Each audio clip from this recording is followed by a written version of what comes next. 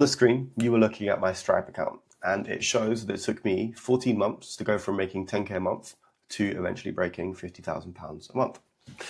During that 14 months, I tried literally hundreds of different things to grow the business. But upon reflection, as is normally the case, it really came down to 3 decisions that I made during that 14 months where I saw significant growth in the amount of revenue I was making, the number of clients I was signing, that eventually got me to 50K a month.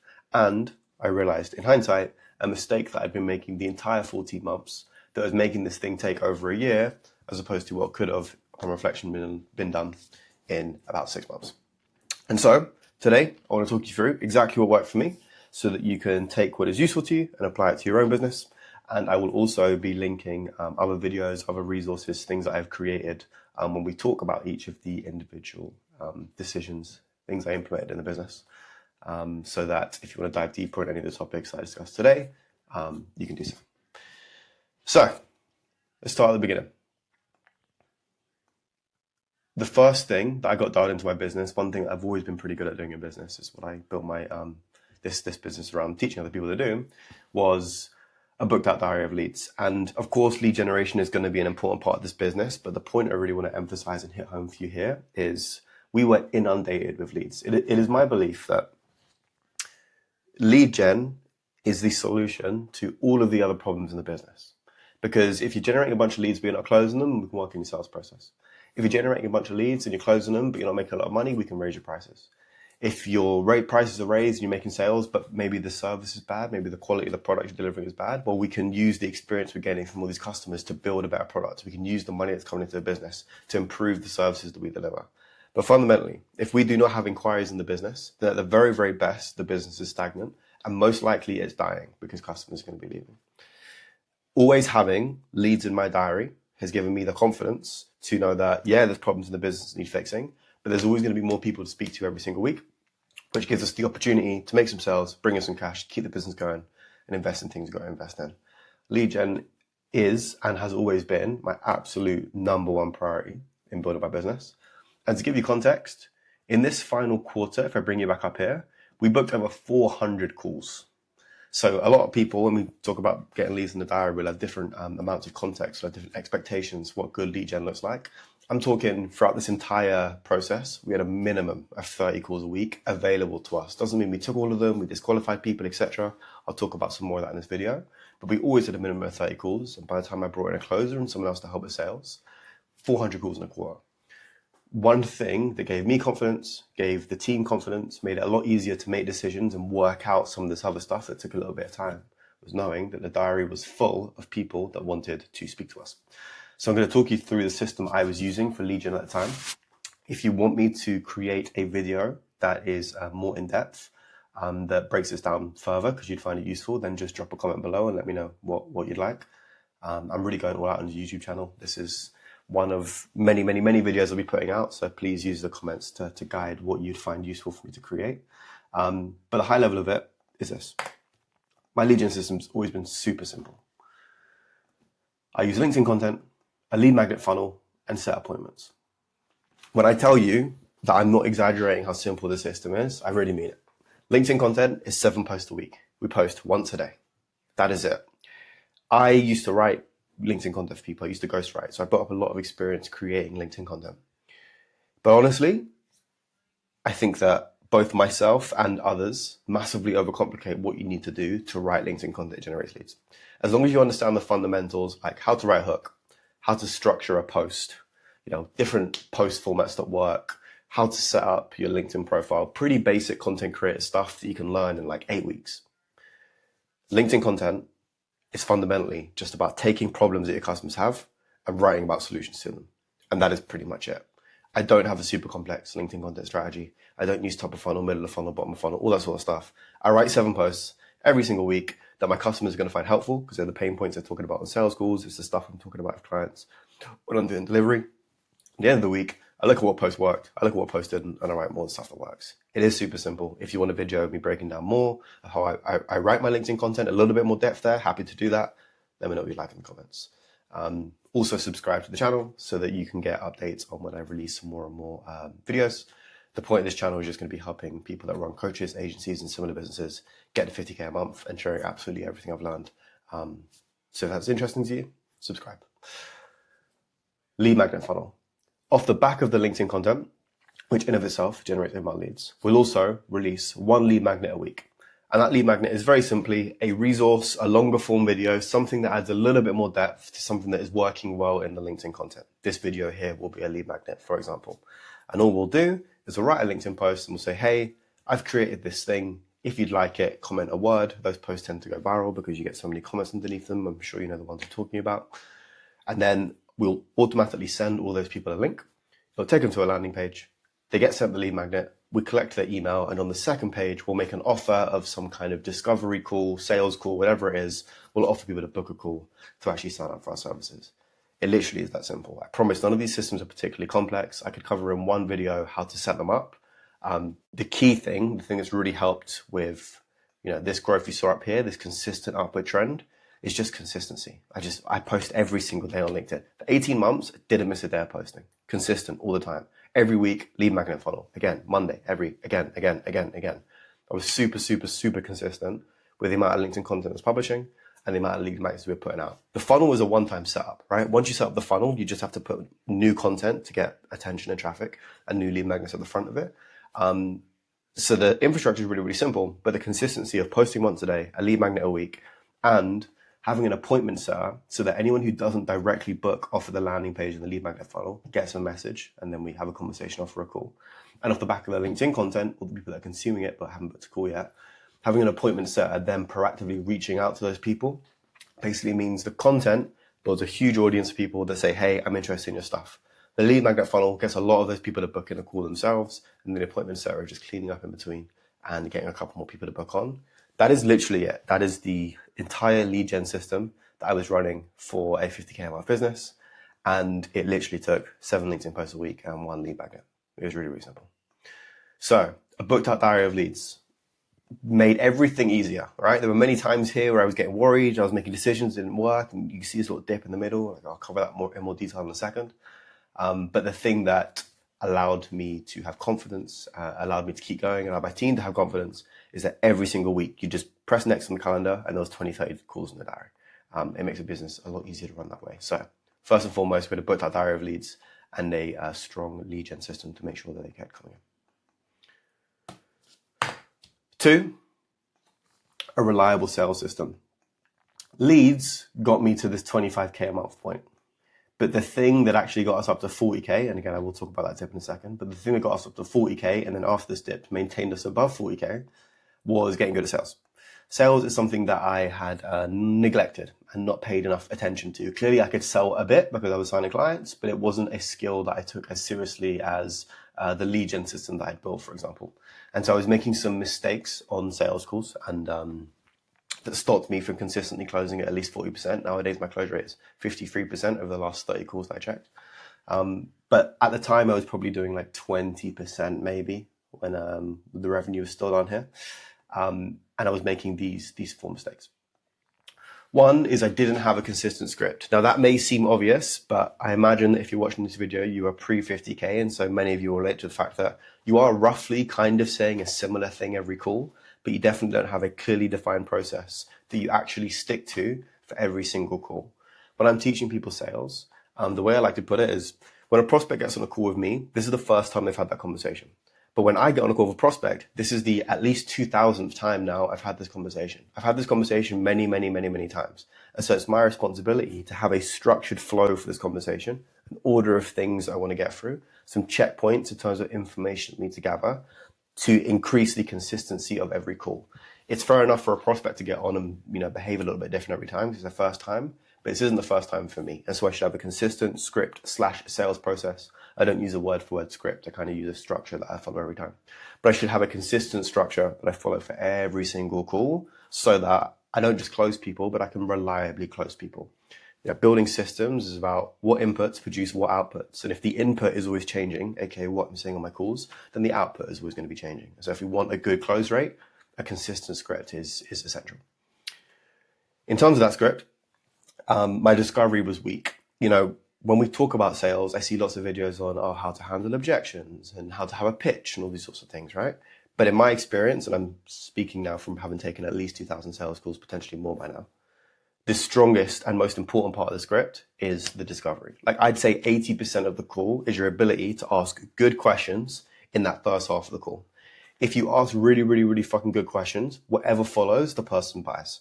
If you ask bad questions, you can recover it with some brilliant objection handling, but the deal is basically lost. 80% of it comes down to that discovery, and then objection handling, the pitch, all that sort of thing. That just tidies up the extra 20% that were kind of on the fence based on a good discovery that you can get over the line.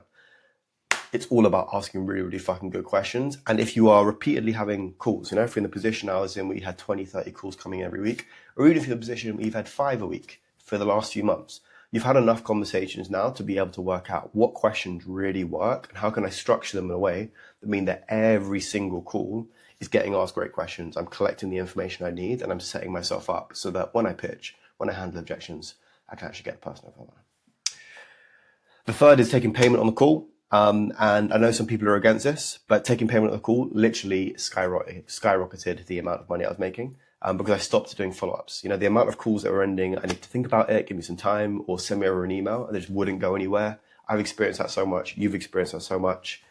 It just went, I haven't had that experience in such a long time because I don't allow people to sign up for my services after the call anymore.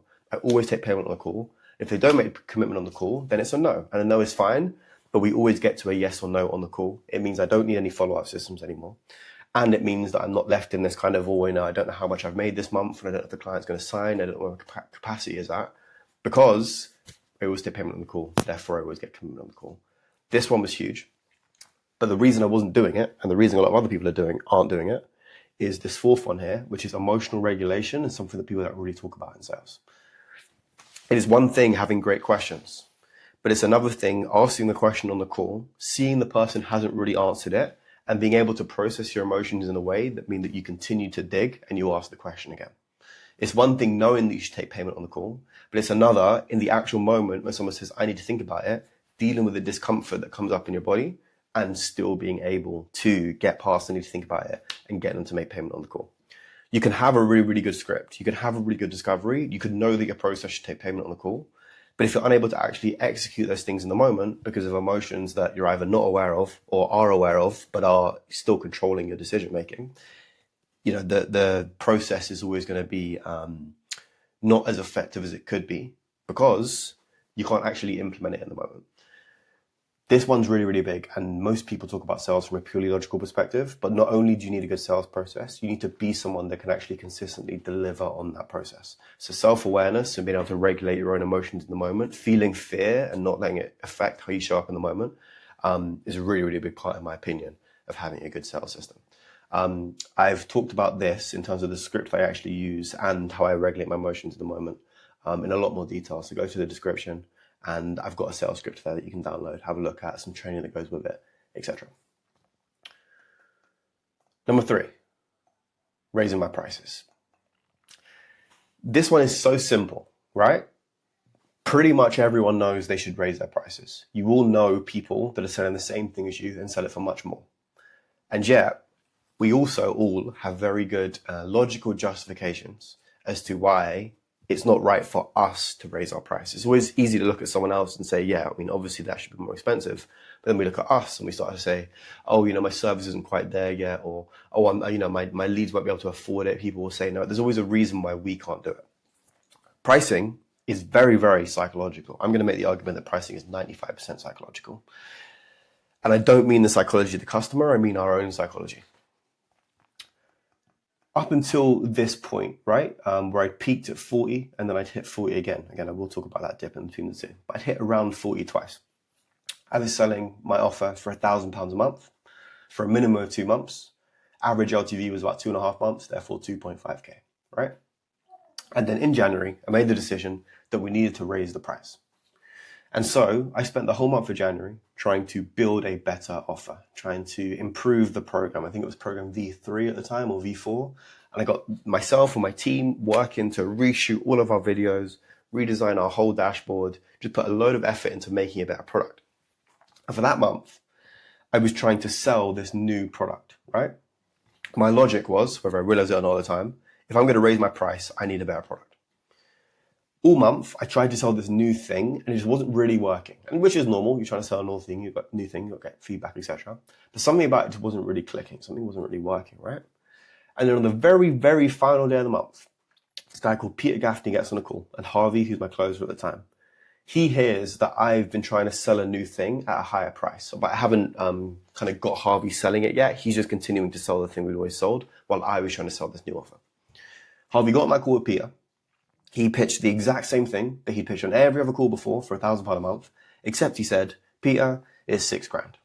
And Peter paid him full on the call on the very, very final day of the month. And that ended up making, at the time, that a record month. I had been telling myself, I can't raise my prices because my offer isn't good enough. I can't raise my prices because my product isn't good enough. I can't raise my prices because I haven't trained my sales team on how to pitch at a higher price. I had all these justifications as to why I hadn't raised my prices. I hadn't raised my prices in a long time, right? I've been charging £1,000 a month for at least a year, maybe even 2 years before this when I was selling a different offer, right? I've been at that price point for a while. And all it took was Harvey getting on a call and saying a bigger number, which is all raising prices is. It's just getting on calls and saying a bigger number. And yet we think of these reasons as to why it doesn't apply to us. I gave you some of them in mind, and I'm sure you have your own. We wouldn't have got to 50K without raising prices and beyond, because at this point we were literally doing the same thing, but we were just selling it for more money. And yes, we signed slightly less clients, but because they're paying us over 2.5 times more, we did eventually break £50,000 a month. So from a tactical perspective, those were 3 things that actually got me past 50K. Crushing lead gen, being in a place where come rain, shine, snow, whatever the fuck it was, we would always have enough leads in the diary. That was number 1. Number 2 is then, once we had those leads in the diary, getting very good at consistently closing them, getting my own close rate to 40% and getting my closers rates to 30%. And then 3, having leads in the diary, a consistent system of closing them, charging enough money, which is something that really I could have implemented like right at the start, but I hadn't learned yet, right? Now, this process took me 14 months. Obviously, I was trying lots of different things, didn't know what the answer was going to be yet. And so if I did it again, it probably wouldn't take so long. But the real reason that it took 14 months instead of what objectively probably could have done in 4 to 6 was this. And not a lot of people talk about it. You know, you'll hear people talk about mindset. That's a thing that comes up, right? You'll hear people talk about mental performance. You'll hear people talk about limiting beliefs. Now, if enough people talk about something, there must be some merit to it. But I will admit that a lot of the time when we talk about those things are a little bit wishy-washy, a little bit impractical, right? So when I say upgrade my identity, I mean, you know, if I'm a freelancer and I'm making 10K a month, to anyone who isn't a freelancer, anyone who's working a job, 10K a month seems like a lot of money, right? But to a freelancer, somebody making 10K a month, they're probably going to look around at other business owners and recognize, yeah, I'm doing good, but I'm not really running a business yet, right? Like the average business in the UK makes 30 to 40K a month, and that's a very, very small business. Real businesses make multi-7 figures, multi-8 figures, right? But if you ask me when I was working a normal job, ask most people when they're working a normal job, is 10K a lot of money? To them, it is a lot of money. And so to them, it's going to be difficult to go out and charge people £1,000 a month for a service. To them, it's going to be difficult to believe that you can make £10,000 a month. To them, it's going to be difficult to go and do the things that would be required of them in terms of the work they've got to do, the decisions they've got to make, the strategies they've got to follow, because they don't yet believe this thing is possible. When we talk about identity, it's why is it that when I started my business, my first client, first couple clients, I was charging £200 a month, £500 a month. But someone else starts their business and they're from a very, very rich family, a family of entrepreneurs, a lineage of entrepreneurs, and their very first client, they charge 50K.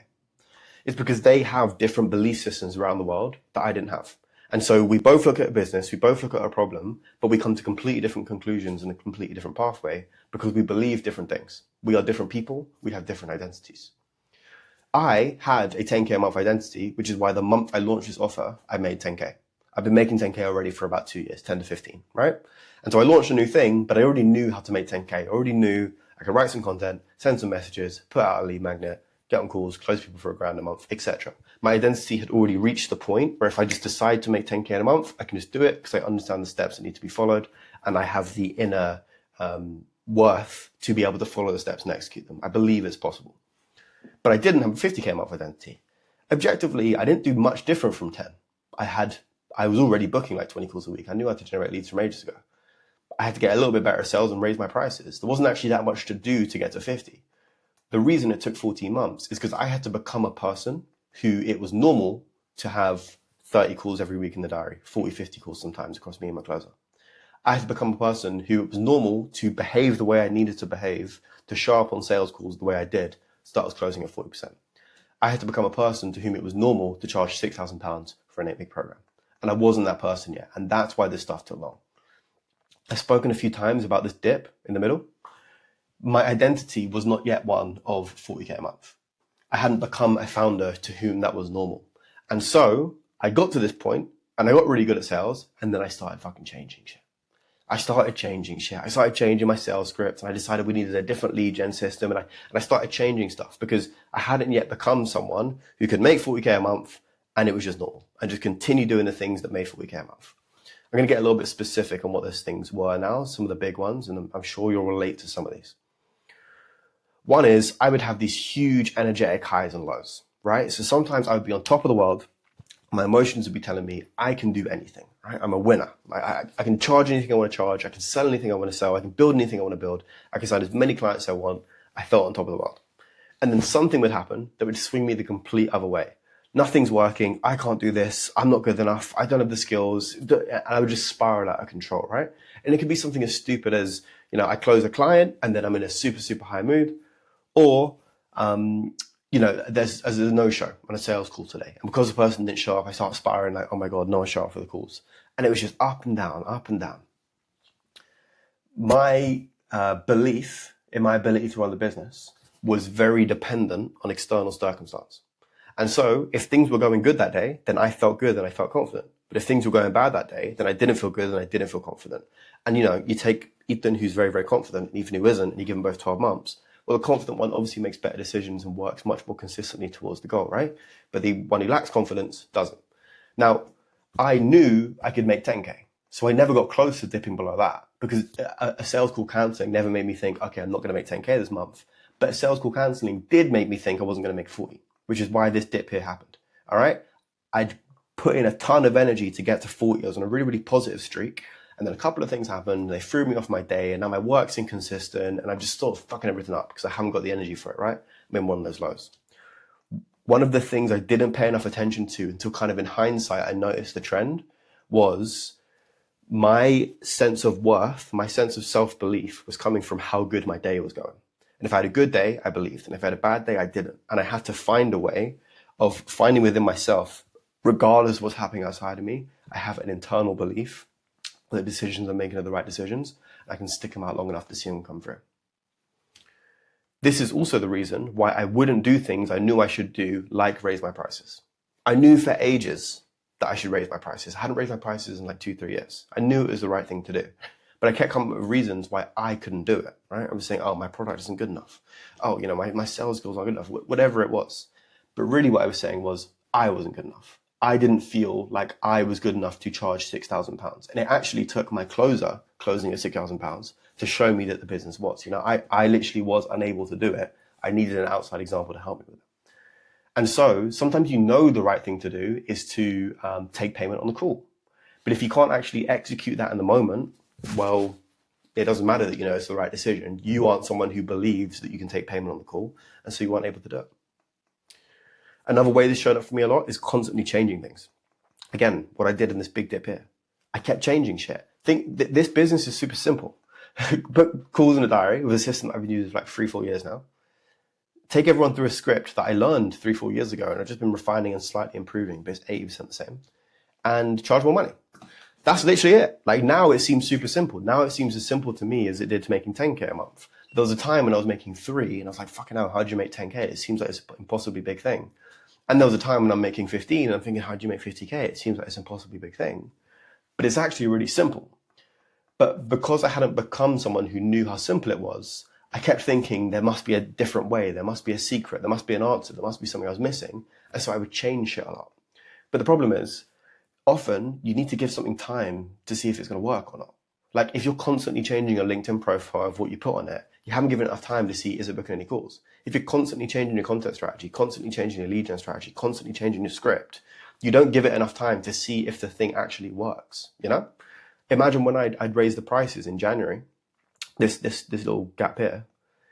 If I had gone, okay, I've tried for 30 days to raise my prices, it hasn't worked, I should just go back to the old price. I almost did make that decision. I got very close to saying, okay, the price is too high, right? But because I gave it a full 30 days, the first January of 2025, I gave it a full month of trying to sell at a higher price. And then luckily my closer did close them at a higher price. I gave that decision enough time to see that it was the right decision. Whereas if I was just someone who really didn't believe it was possible, I'd constantly be looking for evidence that it wasn't. And so 20 days into that change, I've not closed anyone at this new price. I'm going, oh, okay, the thing doesn't work. And I go back to the old price, right? These are just some examples. I hope you can relate to them. There's many more, but making a certain amount of money in business is not just about the system that we run. It's about being the kind of person who can implement that system, being the kind of person that can consistently write the content, being the kind of person that can take payment on the call, being the kind of person that can stick to a script in a difficult conversation, being the kind of person that can do a price raise and give it enough time for it to actually work. Yes, we got to generate leads. Yes, we got to make sales. And yes, we got to charge good money. But if we aren't someone who believes those things are going to work, if we aren't someone who believes those things are possible for us, then we won't be able to stick by those changes and actually execute on them properly to get the outcome we want, which in this case was a 50K mark business. So there you go. That is how I did it. As I said, I'm going all in on YouTube. I've already done some work, quite a lot of work on my sales calls and then how I run those. But if you want some more videos on how I book so many calls, let me know. I'll make one of those. If you want some more depth on how to raise your prices, how to actually go about doing that, let me know. If you want some more on this identity stuff, use the comments to give me some feedback. I'd appreciate a like because it helps support the video. If you want to see more of these videos going forwards, then subscribe and you'll get notifications when they get dropped. I'm looking to put out one a week and I want to help as many founders as possible grow the business to £50,000 a month. So very nice to meet you if it's your first time here. My name is Ethan and I'll catch you soon.